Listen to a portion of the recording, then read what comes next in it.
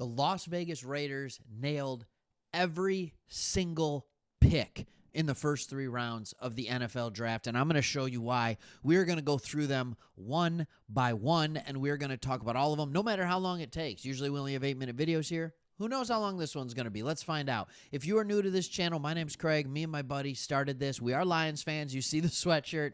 But we started this because we love the NFL and teams that the national media doesn't talk about as much. And the Raiders, especially lately, have been one of those teams. The other teams are getting all the spotlight in the AFC West. We're not about that life, all right? And also, we just like what the organization is doing, bringing in Pete Carroll, and some of the things of the offseason. And it has proven that their GM head coach combo knows what they're doing and that this is an experienced room when it comes to the NFL draft because they are absolutely killing it. All right, we will start. We're not going to spend a lot of time because everybody's talking about this. And yes, we will make more videos on this, but we'll start by talking about Ashton Jeanty. Ashton Jeanty is an absolute beast. You don't have to take my word for it. You can listen to what Pete Carroll said as well. We'll read that in a minute. But my comp to this guy is Emmitt Smith. He reminds me of Emmitt Smith. And I think a lot of people are going to be like, oh, Emmitt Smith. Like, that's the leading rusher in NFL history. That's who he reminds me of. And the reason he does it, go back and look at tape of Emmitt Smith. He was phenomenal. I think a lot of people have a different belief. Oh, he was just behind a good offensive line and blah, blah, blah. No, he was phenomenal. It's hard for us as Lions fans to give Emmitt Smith any credit because we all know Barry Sanders is the greatest running back of all time. He's the GOAT, right? But that doesn't mean that Emmitt Smith isn't absolutely tremendous. Ashton Jeanty reminds me of him. And Pete Carroll had a couple of things to say. He said, just some guys are just different than others. And he is not a guy that's going to just run into the wall. He's going to find his way for the most space available with this marvelous creativity that terrific running backs have always shown to me. This is what Pete Carroll said. All right. He talked about how he had to watch his film about 50 times. He tried to figure it out. I think he's got like everything you could want in a running back. So it's just gone back a long ways, and it's looking for the unique, special qualities that guys have that make them those wonderful players. Pete Carroll is talking about Ashton Jeanty as being a wonderful, absolutely difference maker, game changer of a running back, and he is now there. All right, it's no more Josh Jacobs running into a wall. It's no more whatever last year was. All right, Jacobs had one good year. All right, and he's never averaging over 4.5 yards a carry. Ashton Jeanty is not a running back who plays hard when he's in a contract year. He is a running back that is going to be a consistent threat for 1,500 yards. I'm telling you, this guy is amazing. He's a ball of muscle, and he could be a good player for a long time to come. Now, let's go ahead and look at your next pick, all right, Jack Bech. And this one is cool. It's a cool story with him, you know, his brother, all of that kind of stuff.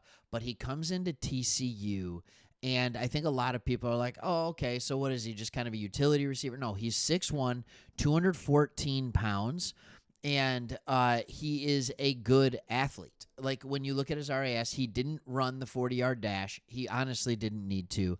But what he showed in the 3-cone and the shuttle is that he has a good enough twitch, and the abilities are there. His route running's fantastic. This is good. You needed a wide receiver. And when you were picking and when you selected him, this was the best wide receiver available at the time. It was. I can say that with full confidence. If you are looking for a true outside receiver that is quarterback friendly, this is a guy that you absolutely want to look to. Now, for the next pick, a lot of people probably didn't know about this guy. Let's talk about Darien Porter. Darien Porter is very, very interesting. Here he's listed at 6'2", 195. I have other sources, almost 6'3". This is a guy who was a wide receiver. I want to make sure that's known again. He was a wide receiver. He has ideal ball skills when it comes to a corner, and with that height and with that weight, he fits the exact mold of what Pete Carroll likes in a corner. Yeah. Richard Sherman. Yeah. The corners that he's had in Seattle. This is a guy that you can put him on one side of the field. And then when you go a little bit deeper into the things, his coverage grade is a 90.1 via PFF. His zone coverage grade is a 91.1. And when you're a guy like Pete Carroll that says, here, you go on the left side, you shut it down over there. It's almost like a man-zone combination, and he is going to be able to play at an extremely high level for a very long time. Put him at one side, lock it down. You are going to be talking about this guy as maybe the steal of the draft when it comes later time. And then you get into the third round, all right? Those other two were the first one. You had 3 third-round picks. Darien Porter was the first one. And then you have what everybody was like, hey, when are we going to look into this? When are we going to check into the offensive line? But before I get into that, I do want to I want to show you this one more time with Darien Porter. I want it to be clear. Yes, he is not super young. This is the 4th most athletic corner to ever test. He would have been a very athletic wide receiver too. But he switched over to corner in college at Iowa State. That is why, even though he's been in college for 5 or 6 years, he only had 1 year starter. But he was an honorable Big 12 all-mention, all-conference. And he was just a player that broke out this year. He started to learn how to play the cornerback position. And he's going to continue to do that under what might be the most cornerback-friendly coach in the NFL, period. Now let's look at your next guy. They're listing him as a tackle. I think he'll probably play guard for you for the Raiders, and that is Caleb Rogers. This is a guy that was part of just an atrocious offensive line unit at Texas Tech, and they asked him to do everything. Everything. All right? He's a 9.35 if you are at tackle. If you put him at guard, it's even better. His agility, his explosion. The only things that he struggles with are he has shorter arms, and if he's a tackle, he's not that tall. But if he's a guard, he's ideal. This is a phenomenal pick, and this is a guy that I think could challenge to be a starter day one.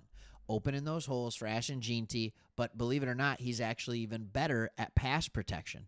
So is there a chance maybe right tackle? There's a chance, but this is a guard. Starter, day one. Then you go out and you get a tackle of the future in Charles Grant. All right, in Charles Grant, you're getting a tackle of the future at William and Mary. And what he is and what his great asset is his anchor. He has a great anchor against bull rushes. He has very good feet.